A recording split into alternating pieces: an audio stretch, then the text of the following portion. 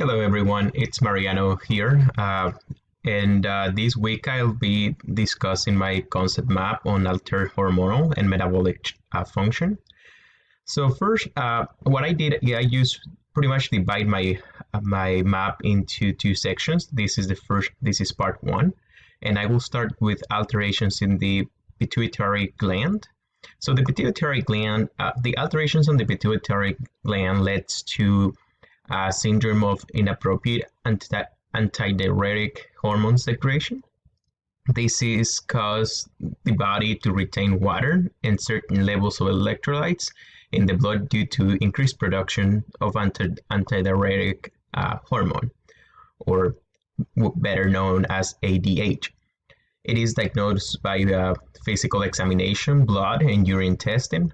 The treatment involves medications that inhibit the action of the ADH, surgical removal of a tumor if that's the case, that it's producing ADH, or other medicines that help regulate the body fluids and volume.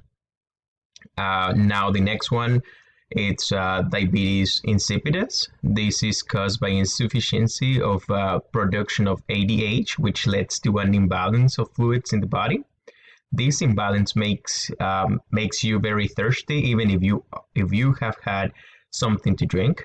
The diagnosis for this condition, it's by the water deprivation test, magnetic resonance imaging, to look for abnormalities in or near the pituitary gland, and genetic screening in some cases.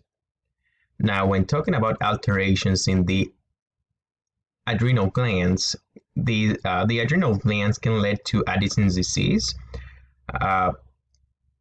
This one is caused by damage to the adrenal glands, resulting in not enough of the hormone cortisol or aldosterone.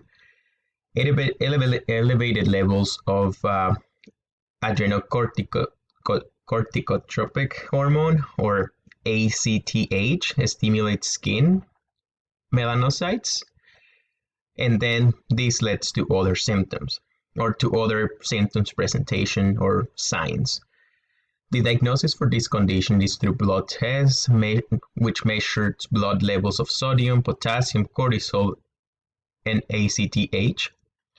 CT scans of the abdomen to check the size of the adrenal glands, and the treatment includes hormone replacement therapy, and some of the medications that are used, or some of the hormones. It is hydrocortisone, prednisone, or metronidazole to replace the cortisol, and fluorocorticoid acetate to replace aldosterone.